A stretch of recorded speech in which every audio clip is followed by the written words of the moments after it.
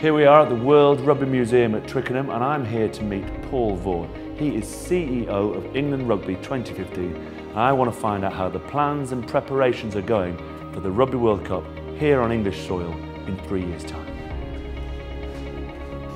One adult, please, sir. Thank you.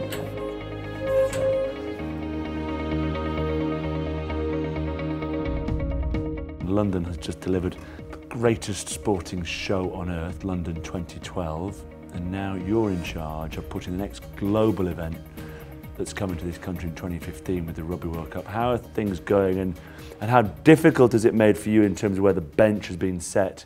You described the Olympics here in London as stupendous, I would say, and it's difficult to actually compete against the scale that London has. 26 sports, multiple venues, but really focused into a very tight space of time in East London. And 17 days of competition is just very, very different to what we're doing. They had 10,500 athletes to look after. They had 26 sports. They had 70,000 volunteers involved in it. And I think that the way in which we're going to do it, because we've only got 20 teams to look after, which is so much smaller, but we're going to be spread out across the country. The other thing we've got, of course, is the marathon of 6.5 weeks of competition as 20 of the best teams in the world battle it out for the World Cup here in 2015. Still, my favourite thing about the whole stadium are the baths. Although my wife has got me to say bath, it's actually bath. It was the power of the hot water. The simple things for a northerner. Hot water on tap. You're Gareth, you're the same height as Wilco. Yeah, there's Wilco. 196, exactly the same height as Jonah Lomu. Vertically.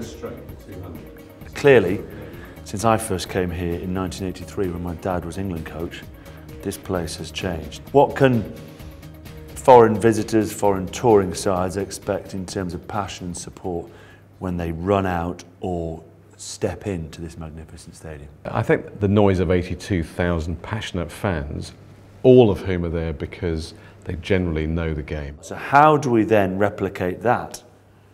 And where do we then replicate that around the country?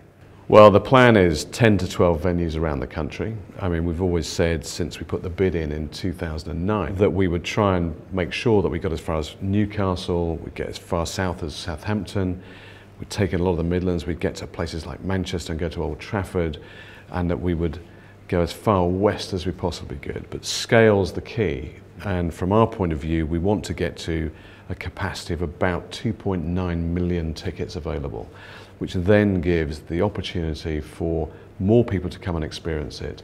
We can keep our pricing down as well. We'll hopefully start tickets below £10 for some of the pool games, which will be fantastic.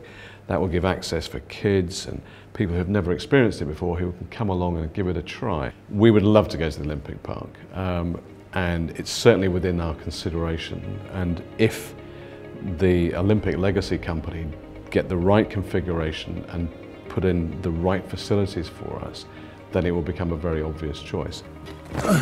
So, the Olympics roll out of town. In 3 years' time, the Rugby World Cup will roll back into town. The next big global sporting event will be here, and the final will be on October 31st, 2015 at Twickenham. Any information you need, go on to rugbyworldcup.com/register, and we will send you and keep you up to date with everything that's going on.